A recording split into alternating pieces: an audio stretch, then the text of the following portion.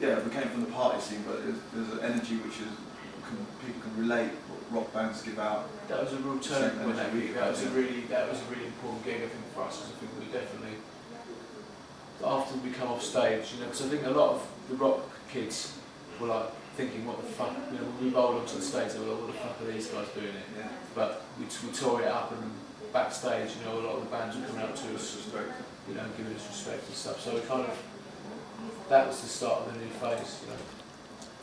Yeah. So around that time, we was just taking music to totally different, you know, obviously not playing parties, but taking it to colleges and festivals and playing to a totally different audience.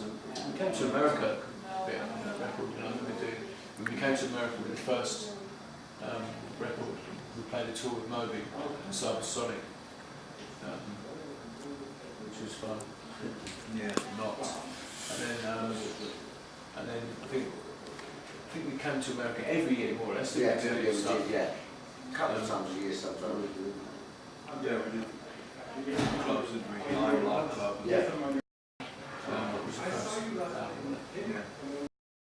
You know, there was obviously a little scene here, and we were playing to a few people here. And, you know, it's just interesting to come to America and just bring our music here. It's just another one. For us, it was just we'll go anywhere that people want us to go, and they want to hear us, we'll go.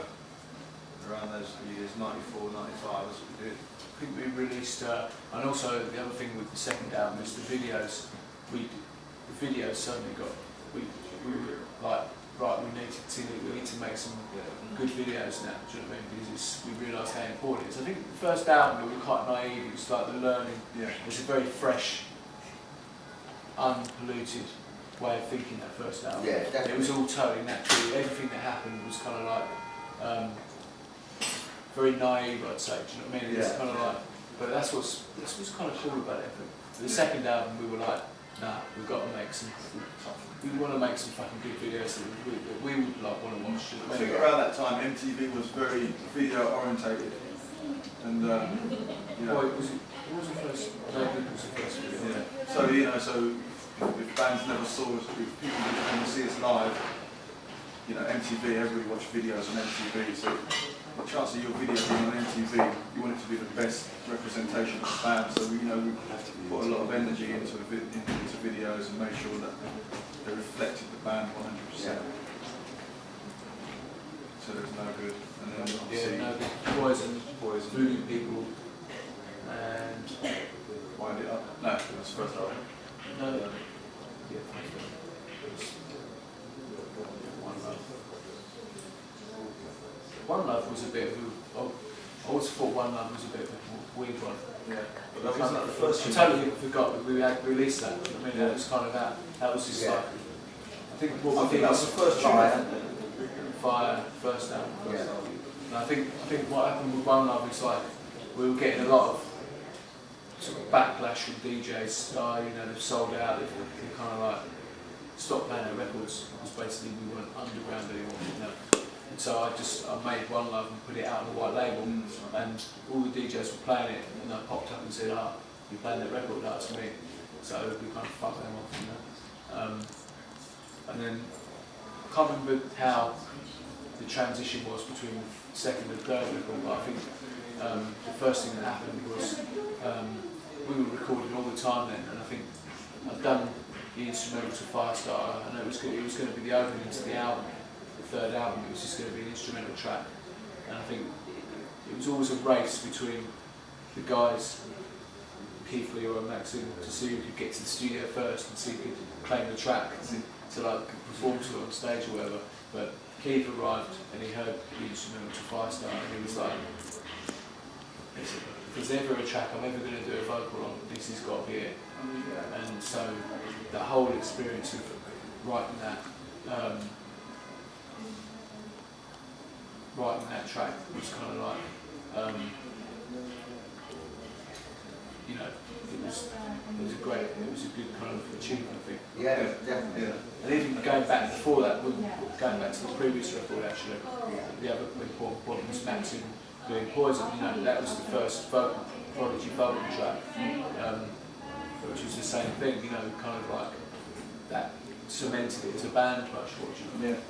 And I think what it also does, it shows the freedom in the band that we can do, you know, we put tracks out with Keith doing vocals, me doing vocals, you know, samples on, you know, sample tracks, and you know, that's the freedom of the band. So I remember when Liam told me that Keith did Firestar, and he's done his vocal, you know, I couldn't really get my head around it because obviously I didn't hear it. What do you mean? What kind of vocals?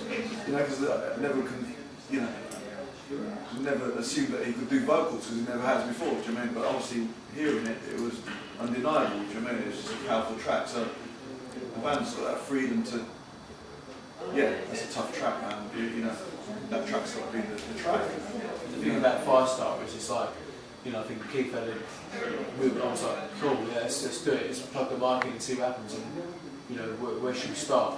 And, you know, it was like, well, I'm gonna describe myself, and this is a description of myself and a feeling I'm getting from this. You know, so that kind of became, basically, the Firestar was a description of how he is, you know. Yeah. And the original Firestar, I was listening to the other day actually, got the demo. It was full of lyrics. There was no space whatsoever. Really? Yeah.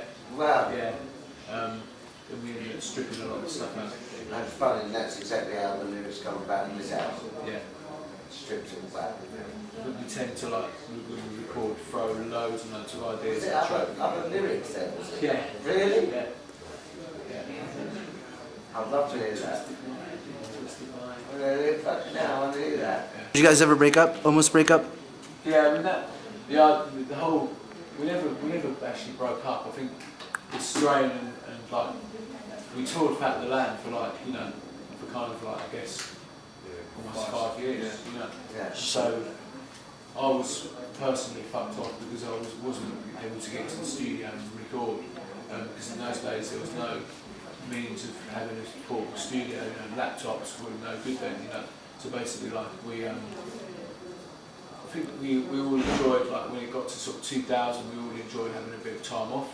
But that time off turned into like me wanting more time off. I was quite happy not to do anything. So I'm the type of person that I'm only going to go to the studio if I'm feeling something.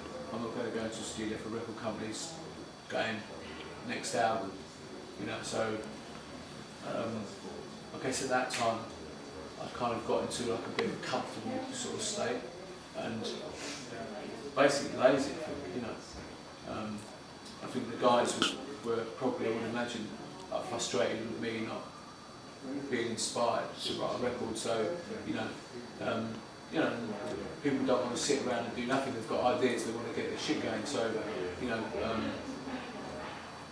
going to the studio just to put ideas down became maybe Keith and Max using the time to just do their solo stuff, and then that kind of got into the point where I was like, okay, we're ready to do this, and Keith had committed himself to his album, so there was a bit of a disagreement and fallout there, and that kind of, I didn't speak to Keith for maybe like a year. There's a lot of paranoia around that time as well. He did this, you did that, and all that type of shit. And, you know, I mean, obviously, when we came back together, a couple of years after that, I mean, I was always recording through that time, but we never really, it was kind of, we never, not one time did we think we'd actually split it up. I mean, we used to go to the studio when they was recording, you know. We're happy for people to think we broke up, weren't we? You know, We did do vocal tracks, but they didn't fit on that album, do you know? But yeah, we resolved all our problems. I mean, I think when we did the fourth album, you know, we kind of like,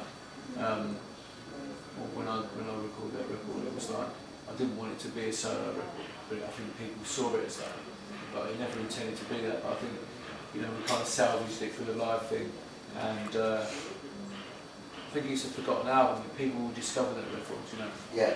It's always good to have an album that people can discover, you know? Yeah. Get into a band and people will say, you know. It was a general low point, I think, though, that whole time period, and I think that's why this record feels really triumphant, because we came from like a really shit place, you know. Yeah. But you know, it's definitely something, you know, a point which we've been to, and it's something that you know you reflect on and you look at, and it's definitely, we had to get through that point we had to go through that to get where we are now. It's a product of the last 7 years of this album. It's a new record.